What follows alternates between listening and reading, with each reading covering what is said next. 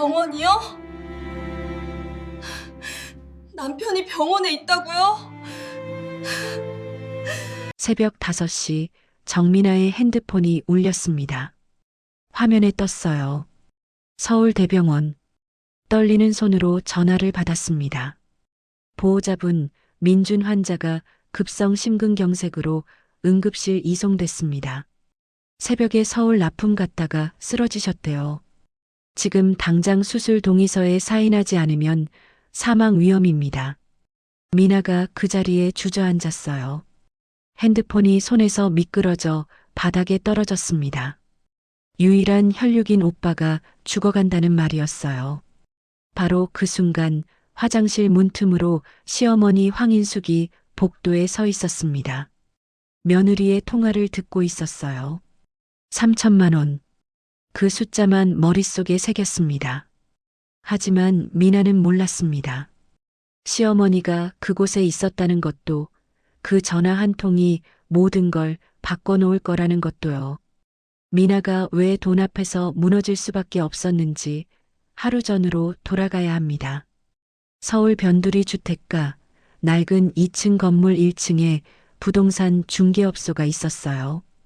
간판에 적혀 있었습니다. 인숙공인중개사 사무소. 유리문을 열고 들어가면 책상 2개가 마주보고 있었어요. 안쪽 책상에는 50대 후반의 여자가 앉아 있었습니다. 황인숙. 이 동네에서 15년째 부동산을 하고 있는 사장이었어요. 날카로운 눈매의 입꼬리는 늘 내려가 있었습니다. 동네 사람들은 그녀를 무서워했어요. 한 번도 웃는 모습을 본 적이 없다고 했습니다. 그 맞은편 책상에는 30대 초반의 여자가 앉아 있었어요. 정민아. 황인숙의 며느리였습니다. 5년 전 이 집으로 시집 왔어요. 남편은 회사 다니고 미나는 시어머니 밑에서 부동산 일을 도왔습니다. 아니, 돕는다기보다 시키는 대로 했어요. 미나의 눈빛은 5년 전과 달라져 있었습니다. 한때는 밝고 생기 넘치던 얼굴이었어요. 하지만 지금은 눈 밑에 그늘이 드리워져 있었고 입술은 좀처럼 웃지 않았습니다. 그날 오후 미나는 계약서를 작성하고 있었어요. 임대차 계약서였습니다. 주소를 적고 금액을 적고 사인을 받는 칸을 만들었어요. 그런데 실수를 했습니다. 보증금란에 1,000만 원을 1,100만 원으로 잘못 적은 거예요. 100만 원 차이였습니다. 미나는 그걸 뒤늦게 발견했어요. 손님이 오기 전에 고치려고 했습니다. 하지만 늦었어요. 손님이 들어왔고 시어머니가 계약서를 먼저 확인했습니다. 황인숙의 얼굴이 굳어졌어요. 이게 뭐야? 목소리가 낮고 차갑게 깔렸습니다. 미나의 심장이 철렁 내려앉았어요. 손님 앞에서였습니다. 40대 부부가 멍하니 서서 지켜보고 있었어요. 계약서 한 장이 얼마짜리인데 이런 실수를 해? 황인숙이 계약서를 탁 내려놓았습니다. 미나는 고개를 숙였어요. 죄송합니다. 다시 쓰겠습니다. 목소리가 떨렸습니다. 다시 쓰면 뭐해? 이미 손님 시간 다 빼앗았는데. 황인숙이 손님에게 고개를 숙였어요. 죄송합니다. 직원 교육이 부족했습니다. 손님은 괜찮다고 했지만 분위기는 이미 얼어붙어 있었어요. 미나는 종이에 사인하는 게 얼마나 조심스러운 일인지 그때 다시 한번 깨달았습니다. 한 글자 틀리면 사람이 무너진다는 걸요. 계약은 그렇게 끝났습니다. 손님이 나간 뒤 미나는 책상 앞에 서 있었어요. 황인숙이 팔짱을 끼고 며느리를 바라봤습니다. 5년이나 했는데 아직도 이 모양이야? 미나는 대답하지 못했어요. 입술만 달싹였습니다. 그때 유리문이 열리며 젊은 여자가 들어왔어요. 20대 후반쯤 되어 보였습니다. 김지원. 한 달 전에 들어온 신입 직원이었어요. 명랑하고 밝은 성격이었습니다. 부모님이 강남에서 사업을 하신다고 했어요. 돈 걱정 없이 잘한 티가 났습니다. 사장님 다녀왔습니다. 지원이 가방을 책상에 내려놓았어요. 황인숙은 고개만 끄덕였습니다. 지원이 미나 옆으로 다가왔어요. 속삭였습니다. 언니 괜찮아요? 미나는 고개를 저었어요. 괜찮아. 지원이 미나를 빤히 쳐다봤습니다. 저렇게까지 당하면서 왜 참고 살아요? 미나는 대답하지 않았어요. 대답할 수가 없었습니다. 저녁이 됐어요. 황인숙이 먼저 자리에서 일어났습니다. 나 먼저 들어간다. 내일 아침 8시까지 출근해. 미나는 고개를 숙여 인사했어요. 네, 어머니. 황인숙이 나가고 사무실에는 미나와 지원만 남았습니다. 지원이 가방을 챙기며 말했어요. 언니는 언제까지 저렇게 살 거예요? 미나가 고개를 들었습니다. 지원의 눈에는 진심 어린 걱정이 담겨 있었어요. 전 이해가 안 돼요. 왜 그렇게까지 참아요? 미나는 피식 웃었습니다. 쓸쓸한 웃음이었어요. 넌 몰라. 지원아. 뭐래요? 돈 없으면 어떻게 되는지. 미나의 목소리가 낮게 깔렸습니다. 지원은 뭐라고 대답해야 할지 몰랐어요. 그냥 먼저 갈게요. 지원이 사무실을 나갔습니다. 미나는 혼자 남았어요. 책상 위에 놓인 계약서를 바라봤습니다. 1,000만 원을 1,100만 원으로 잘못 쓴 그 계약서요. 100만 원 차이. 미나에게는 100만 원도 큰 돈이었습니다. 미나는 가방을 챙겨 사무실 문을 잠갔어요. 집은 바로 위층이었습니다. 계단을 올라 2층 현관문을 열었어요. 좁은 투룸이었습니다. 거실 겸 부엌이 있고 방이 2개였어요. 안방에는 시어머니가, 작은 방에는 미나와 남편이 살았습니다. 미나가 신발을 벗고 들어서자 거실에 남편이 앉아 있었어요. 강태준, 30대 중반의 남자였습니다. TV를 보고 있었어요. 미나를 힐끗 쳐다봤습니다. 왔어? 응. 미나는 부엌으로 갔어요. 냉장고를 열고 반찬을 꺼냈습니다. 시어머니 것과 남편 것을 따로 차렸어요. 밥상을 들고 거실로 나왔습니다. 여보, 밥 먹어. 태주는 TV에서 눈을 떼지 않았어요. 응, 알았어. 미나는 밥상을 식탁에 내려놓고 다시 부엌으로 갔습니다. 자기 밥을 차렸어요. 혼자 구석에 앉아 먹었습니다. 남편은 여전히 TV를 보고 있었어요. 미나가 밥을 먹다가 핸드폰이 울렸습니다. 화면을 봤어요. 오빠였습니다. 민준, 미나의 친오빠. 3년 전 지방으로 내려가서 작은 식당을 하고 있었어요.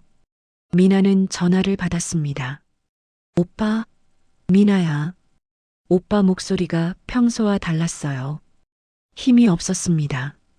왜? 무슨 일 있어? 아니, 그냥 목소리 듣고 싶어서. 미나는 뭔가 이상하다고 느꼈어요. 오빠가 이렇게 전화하는 일은 거의 없었거든요. 오빠 괜찮아? 응, 괜찮아. 너나 잘 지내. 전화가 끊어졌습니다. 미나는 핸드폰을 내려다봤어요. 가슴 한구석이 불안했습니다. 하지만 다시 전화할 수 없었어요. 시어머니가 미나의 통화 내역까지 검사하던 얼굴이 떠올랐습니다. 괜히 오빠한테 걱정 끼치고 싶지도 않았어요. 미나는 핸드폰을 주머니에 넣고 다시 밥을 먹었어요. 그때 안방 문이 열렸습니다. 황인숙이 나왔어요. 미나를 힐끗 보더니 부엌으로 갔습니다. 물을 따라 마시고 다시 방으로 들어갔어요. 문이 닫히는 소리가 났습니다. 미나는 숨을 내쉬었어요. 하루 종일 긴장하고 살았습니다. 그날 밤 미나는 잠을 이룰 수 없었어요. 천장만 멍하니 바라봤습니다. 오빠 목소리가 자꾸 떠올랐어요. 왜 그렇게 힘이 없었을까? 무슨 일이 있는 걸까? 옆에서 남편이 코를 골며 자고 있었습니다. 미나는 남편을 바라봤어요. 자기 처남이 힘들어하는데 관심도 없는 남편이었습니다. 미나는 씁쓸한 마음으로 눈을 감았어요. 새벽이 됐습니다. 시계를 보니 4시 반이었어요. 미나는 잠이 오지 않았습니다. 일어나서 부엌으로 갔어요. 물을 마시려고 했습니다. 그때 핸드폰이 울렸어요. 새벽 4시 반에 전화가 올 리 없었습니다. 미나는 가슴이 철렁 내려앉았어요. 화면을 봤습니다. 서울대병원. 손이 떨리기 시작했어요. 전화를 받았습니다. 여보세요? 정민아 보호자분 맞으십니까? 네, 맞는데요. 민준 환자분이 오늘 새벽 2시에 급성 심근경색으로 응급실에 이송됐습니다. 새벽에 서울 납품 갔다가 쓰러지셨대요. 미나의 머릿속이 하얗게 변했어요. 뭐라고요? 지금 상태가 매우 위중합니다. 당장 수술이 필요한데 보호자 동의가 필요합니다. 지금 오실 수 있으십니까? 미나는 숨을 쉴 수가 없었어요. 급성 심근경색, 심장마비, 오빠가 죽어간다는 말이었습니다. 지금 갑니다. 미나가 전화를 끊으려는 순간 간호사가 말했어요. 그리고 보호자분, 수술비가 3천만 원 정도 예상됩니다. 미나의 손에서 핸드폰이 미끄러져 바닥에 떨어졌습니다. 3천만 원. 미나는 그 자리에 주저앉았어요. 다리에 힘이 풀렸습니다. 3천만 원이라는 숫자가 머릿속에서 맴돌았어요. 미나는 떨리는 손으로 핸드폰을 주워 들었습니다. 바로 은행 앱을 열었어요. 계좌 잔액을 확인했습니다. 화면에 숫자가 떴어요. 2,734원. 미나는 그 숫자를 멍하니 바라봤습니다. 3천만 원이 필요한데 2,734원. 미나의 눈에서 눈물이 왈칵 쏟아졌어요. 소리 내지 않으려고 입을 막았습니다. 부엌 바닥에 쪼그려 앉아 울었어요. 오빠가 죽어간다는데 돈이 없었습니다. 미나는 눈물을 닦고 생각했어요. 누구한테 빌릴 수 있을까? 친구들 얼굴이 떠올랐습니다. 고등학교 때 친한 친구가 있었어요. 지방에서 사업한다고 했습니다.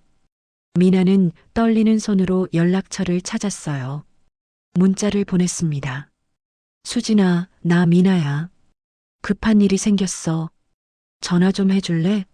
답장은 금방 왔어요. 왜? 무슨 일이야? 미나는 전화를 걸었습니다. 신호음이 울렸어요. 친구가 받았습니다.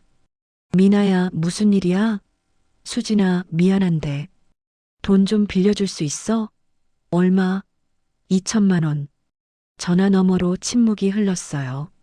미나는 숨을 죽이고 기다렸습니다. 2천만 원? 미나야, 그게 무슨... 오빠가 쓰러졌어. 급성 심근경색이래. 수술비가 3천만 원인데 나는 돈이 없어. 제발 부탁이야. 친구가 한숨을 쉬었어요. 미나야, 나도 지금 사정이... 미나의 가슴이 철렁 내려앉았습니다. 그래도 어떻게든 해볼게. 이틀만 기다려줘. 미나는 눈물을 흘리며 고개를 끄덕였어요. 고마워. 정말 고마워. 전화를 끊고 미나는 다시 주저앉았습니다. 이틀. 오빠를 이틀이나 기다리게 할 수 없었어요. 미나는 남편 생각을 했습니다. 남편한테 말하면 어떻게 될까?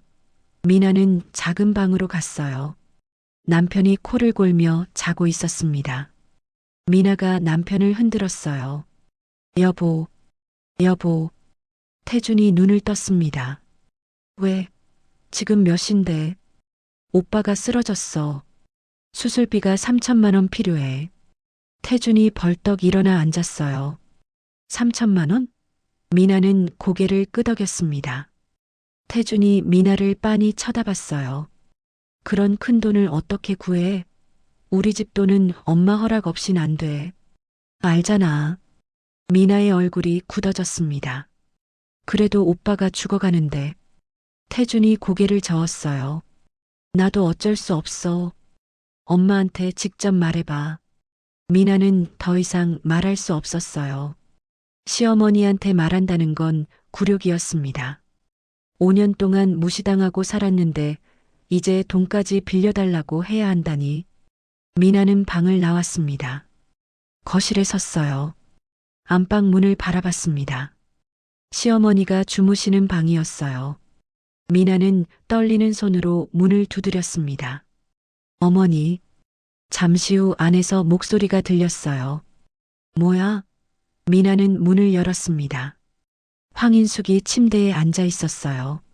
시계를 보며 인상을 찌푸렸습니다. 새벽 5시에 무슨 일이야? 미나는 고개를 숙였어요. 어머니, 죄송합니다. 오빠가 급성 심근경색으로 쓰러졌어요. 수술비가 3천만 원 필요한데. 황인숙이 미나를 빤히 쳐다봤습니다. 그래서 빌려달라는 거야? 미나는 고개를 숙인 채 대답했어요. 네, 꼭 갚겠습니다. 황인숙이 피식 웃었어요. 3천만 원을 어떻게 갚아? 너 월급이 얼마야? 미나는 아무 말도 할 수 없었습니다. 나가봐. 미나는 고개를 들었어요. 어머니, 나가라니까. 황인숙의 목소리가 차갑게 깔렸습니다. 미나는 방을 나올 수밖에 없었어요. 문이 닫히는 소리가 났습니다. 미나는 거실에 멍하니 서 있었습니다. 시어머니한테도 거절당했어요. 이제 어떻게 해야 할까?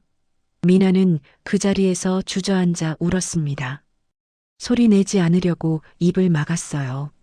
하지만 눈물은 멈추지 않았습니다. 아침이 밝았습니다. 미나는 밤새 한숨도 자지 못했어요.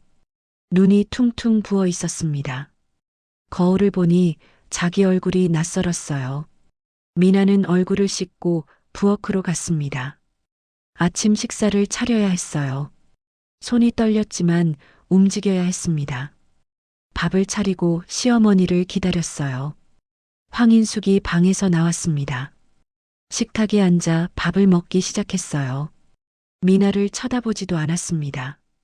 미나는 구석에 서 있었어요. 황인숙이 밥을 다 먹고 일어났습니다. 오늘 출근 안 해도 돼. 미나가 고개를 들었어요. 네, 병원 가야 할 거 아니야? 미나는 황인숙을 빤히 쳐다봤습니다. 돈도 없는데 뭐하러 가? 황인숙의 목소리가 퉁명스러웠어요. 미나는 아무 말도 못했습니다. 황인숙이 현관으로 갔어요. 신발을 신고 문을 열었습니다.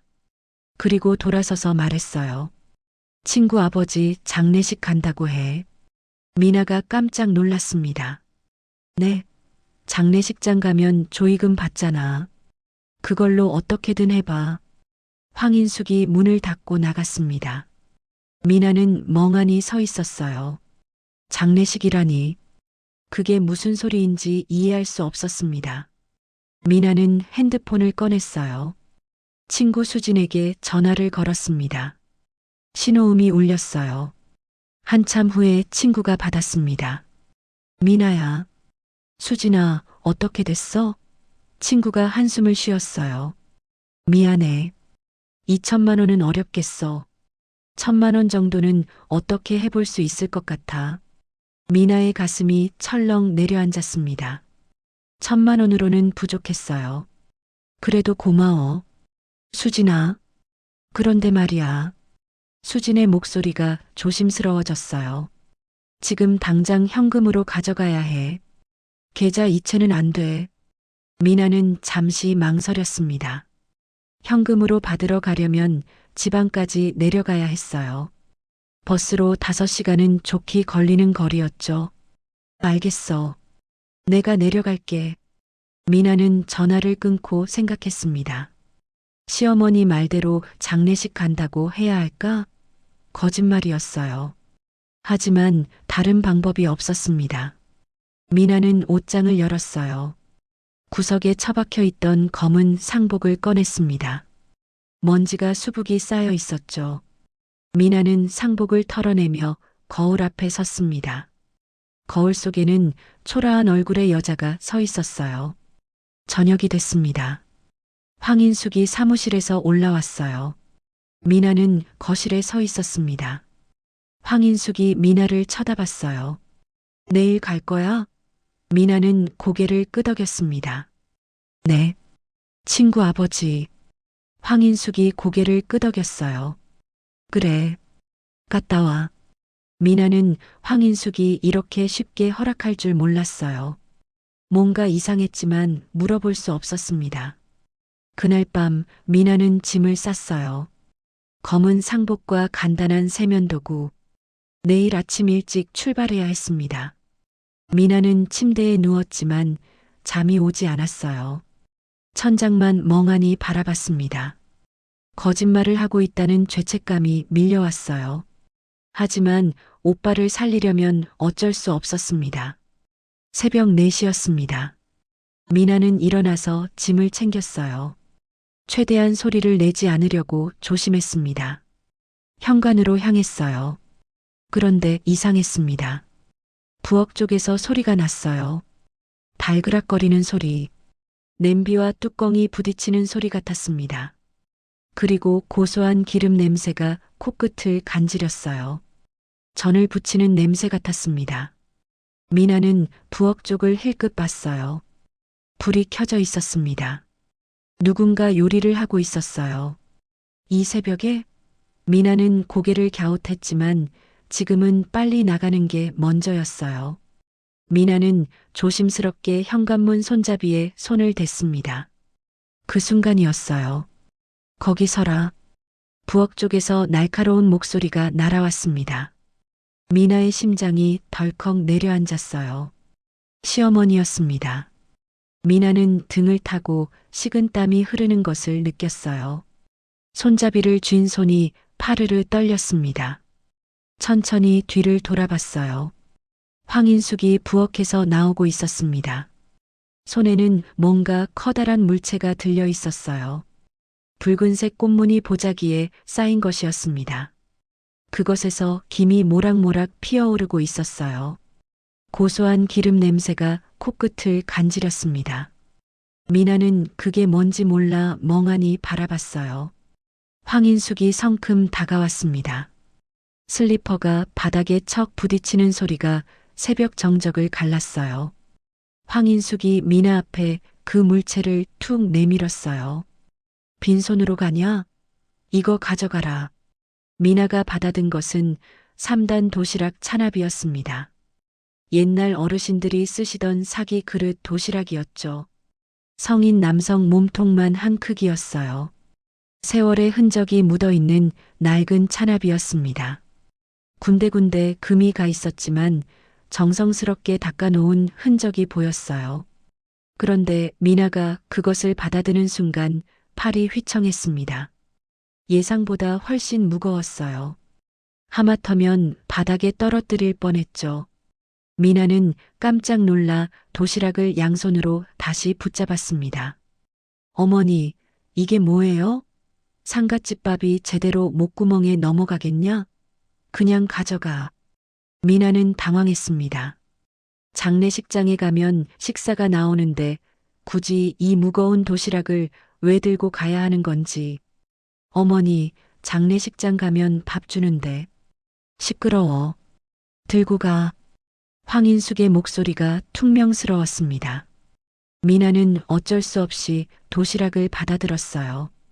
그런데 도시락보다 더 문제인 것이 있었습니다. 바로 보자기였어요. 미나는 자신이 입고 있는 검은 상복을 내려다봤습니다. 머리부터 발끝까지 온통 검은색이었죠. 장례식에 가는 사람답게 단정하게 차려입었어요. 그리고 다시 도시락을 감싼 보자기를 봤습니다. 붉은색 바탕에 커다란 꽃무늬가 잔뜩 그려진 보자기였어요. 촌스럽기 짝이 없었습니다. 검은 상복과 붉은 꽃무늬라니.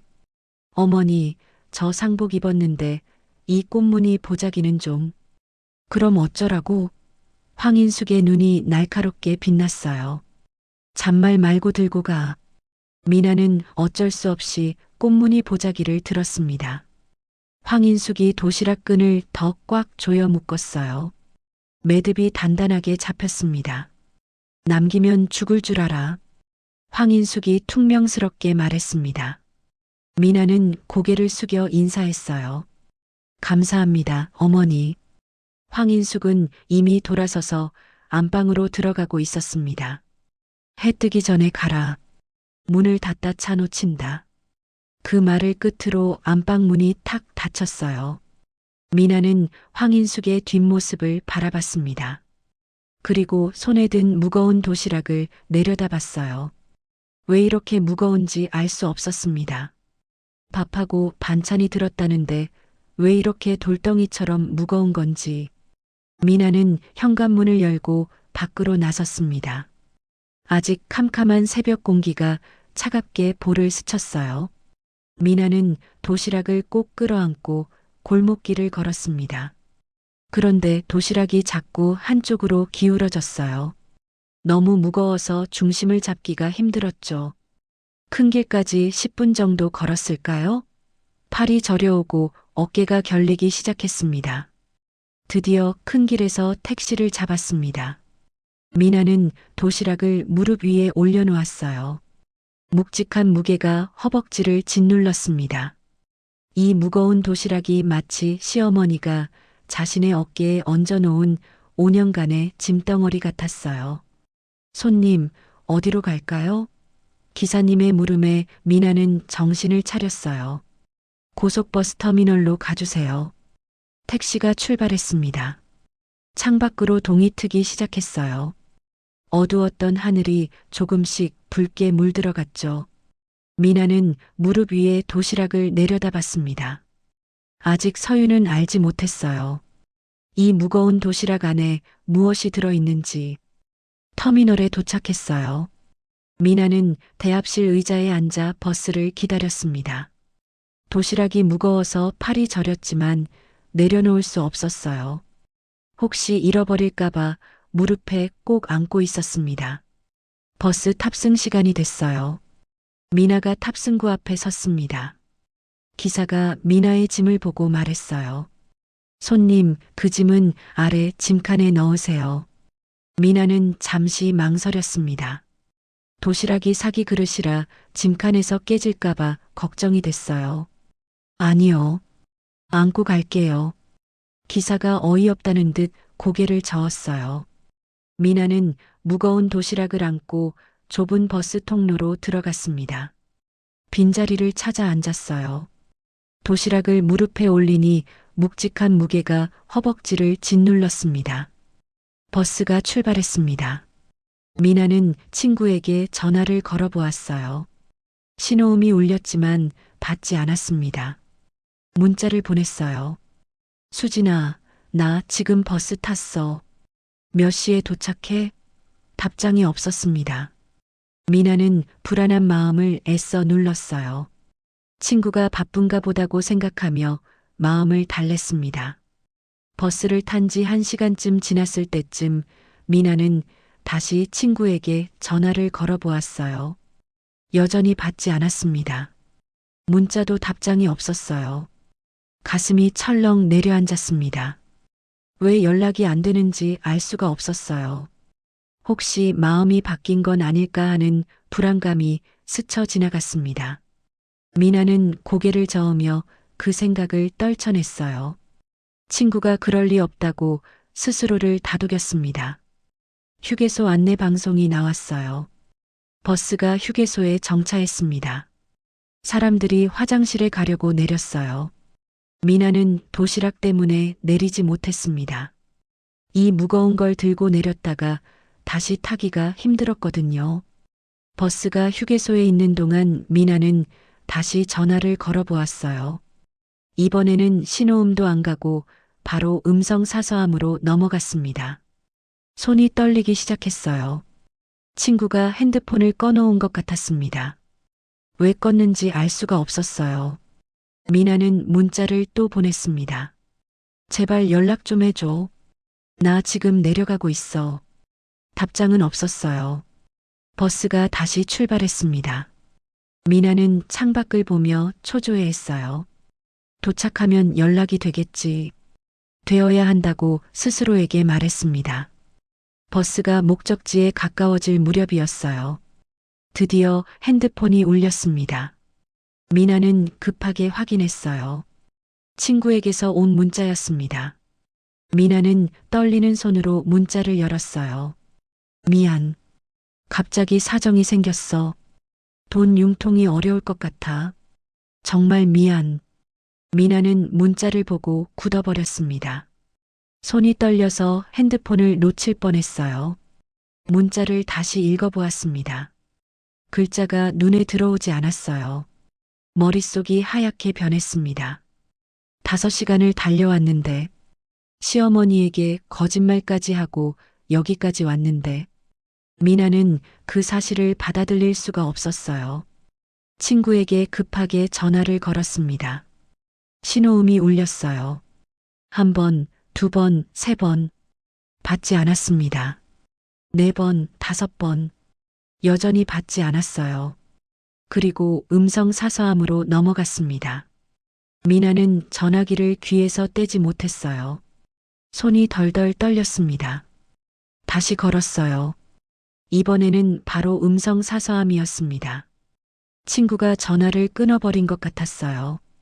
미나의 얼굴이 새하얗게 질렸습니다. 눈앞이 캄캄해졌어요. 1,000만 원을 여기서 구하려고 했는데 그게 물거품이 되어버렸습니다. 오빠 수술비를 어떻게 구해야 할지 알 수가 없었어요. 버스 창밖으로 터미널 건물이 보이기 시작했어요.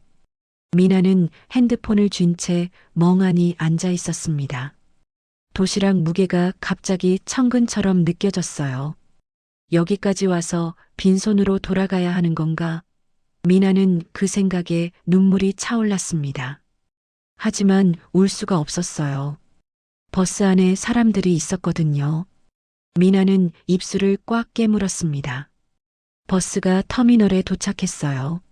사람들이 하나 둘 내리기 시작했습니다. 미나는 다리에 힘이 들어가지 않아 자리에서 일어날 수가 없었습니다. 이제 어떻게 해야 하는지 알 수가 없었어요. 무거운 도시락을 안은 채 한참을 그 자리에 앉아 있었습니다. 사람들이 다 내리고 나서야 겨우 몸을 일으켰어요. 다리가 후들거렸습니다. 도시락을 안고 터미널 밖으로 나왔어요. 5시간을 달려왔는데 결국 헛걸음이 되어버렸습니다.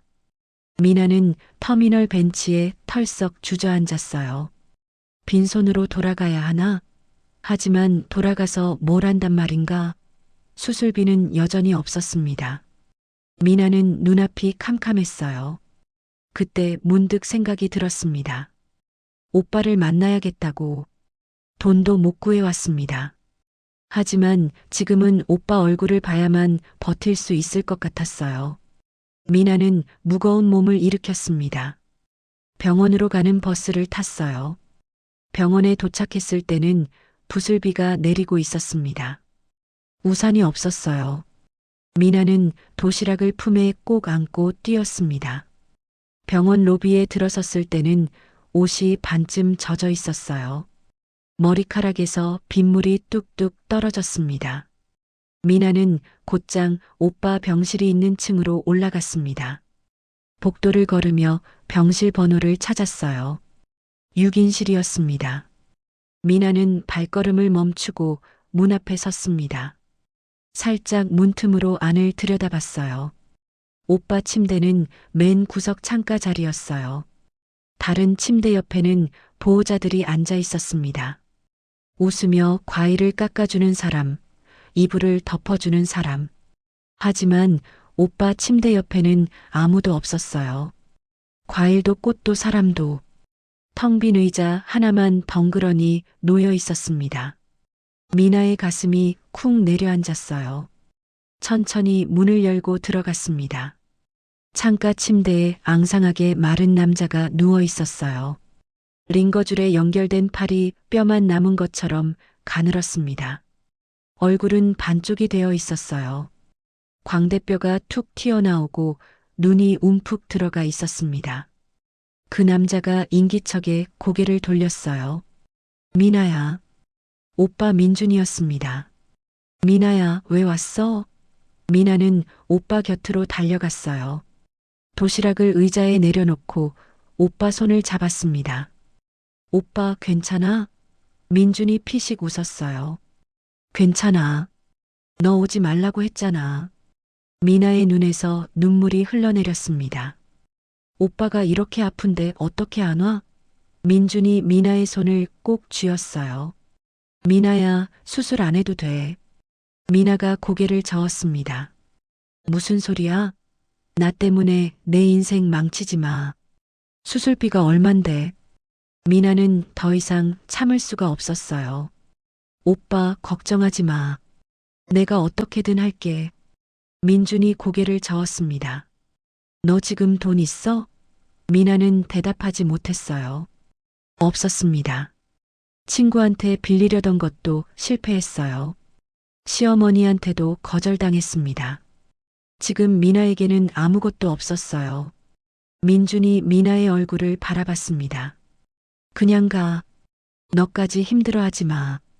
미나는 오빠 손을 놓지 않았어요. 한참을 그렇게 앉아 있었습니다. 그때 문득 생각이 났어요. 도시락이었습니다. 시어머니가 싸준 도시락. 미나는 의자에 놓인 도시락을 집어들었어요. 오빠, 나 이거 가져왔어. 시어머니가 싸주신 거야. 민준이 도시락을 받습니다. 같이 먹자. 미나가 첫 번째 뚜껑을 열었습니다. 전이 가지런히 담겨 있었어요. 식었지만 정성이 느껴졌습니다. 전복전, 육전, 표고버섯전이 한 장 한 장 겹쳐져 있었죠. 민준의 눈이 커졌어요. 세상에, 전복이네. 미나도 깜짝 놀랐습니다. 시어머니가 이런 걸 싸주실 줄 몰랐어요. 미나가 두 번째 뚜껑을 열었습니다. 고소한 냄새가 확 퍼졌어요. 부드럽게 익은 소갈비찜이 들어 있었습니다. 뼈가 쏙 빠질 정도로 푹 익혀져 있었어요. 미나의 손이 떨렸습니다. 오빠 먹어봐. 미나가 갈비찜 한 점을 집어 오빠 입에 넣어 주었어요. 민준이 천천히 씹었습니다. 눈을 감고 음미했어요. 맛있다. 정말 맛있네. 민준의 눈가가 촉촉해졌습니다. 한참 전과 갈비찜을 먹던 민준이 말했어요. 근데 미나야, 밥이 없네. 미나도 그제야 깨달았습니다. 1단에는 전, 2단에는 갈비찜이 들어 있었어요. 밥이 없었습니다. 밥은 3단인가 보다. 미나가 세 번째 뚜껑에 손을 댔습니다. 그런데 뚜껑이 유난히 뻑뻑했어요. 미나가 힘을 주었습니다. 그 순간 뭔가 이상하다는 걸 느꼈어요. 1단과 2단을 비웠는데도 도시락은 여전히 묵직했습니다. 미나가 힘껏 뚜껑을 열었어요. 뽁! 뚜껑이 열린 순간 미나와 민준이 동시에 숨을 멈췄습니다. 하얀 쌀밥 대신 들어있던 것은 검은 비닐봉지와 신문지로 칭칭 감긴 덩어리들이었어요. 마치 벽돌처럼 빽빽하게 들어차 있었습니다. 이게 뭐야? 민준이 물었어요. 미나가 떨리는 손으로 검은 비닐을 찢었어요. 비닐 안에서 쏟아져 나온 것은 5만 원권 현금 뭉치들이었습니다. 꼬깃꼬깃한 돈과 빳빳한 돈이 섞여 있었어요. 수표 다발도 있었습니다. 미나는 눈앞의 광경을 믿을 수가 없었어요. 손끝이 파르르 떨렸습니다. 민준도 입을 다물지 못했어요. 미나야, 이거 다 돈이야? 미나가 떨리는 손으로 돈을 꺼냈습니다. 10,000원권, 50,000원권 수표가 섞여 있었어요.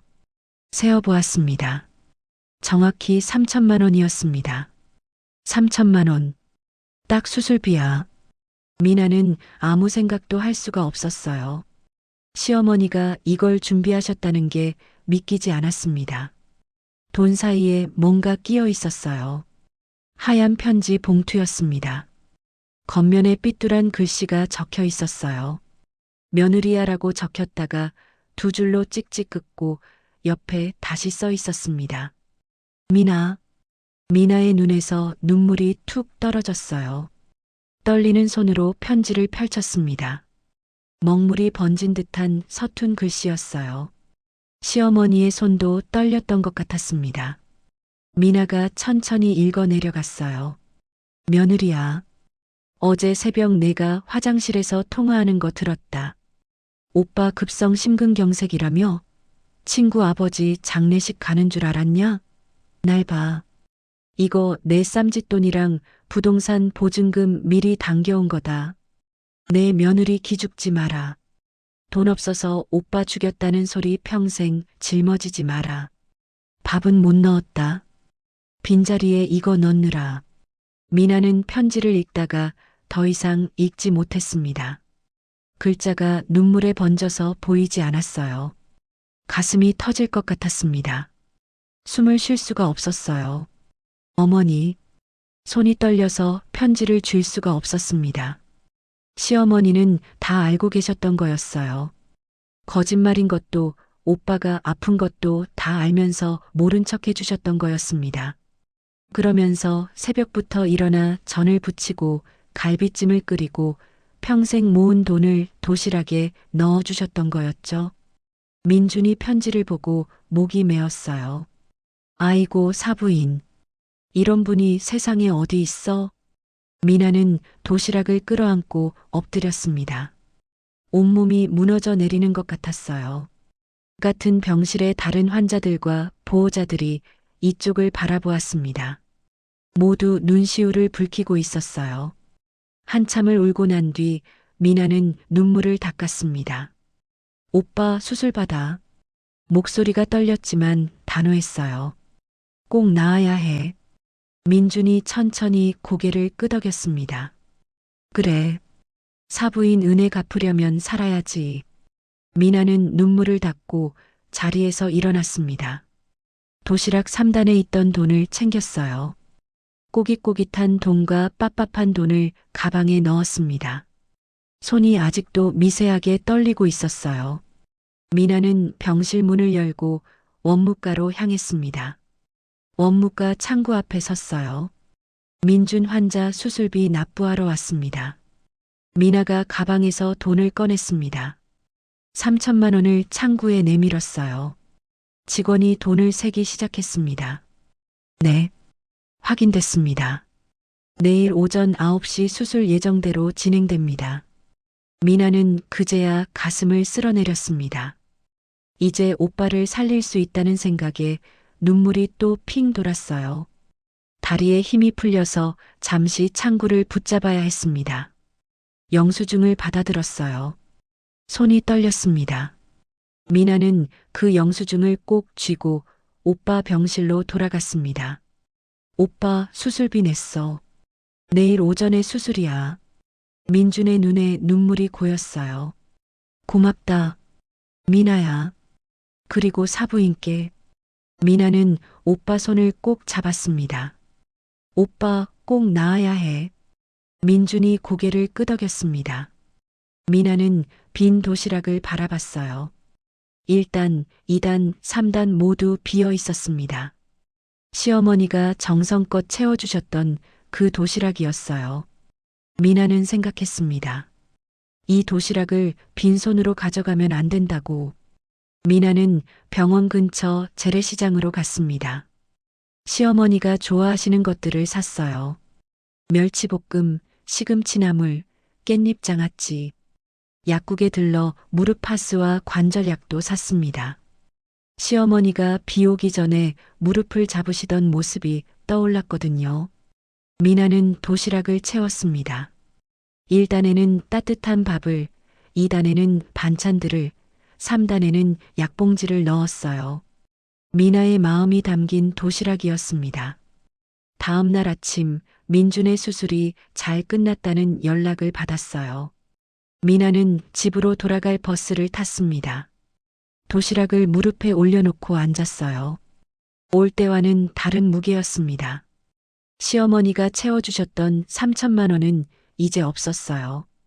대신 미나가 직접 채운 밥과 반찬이 들어 있었습니다.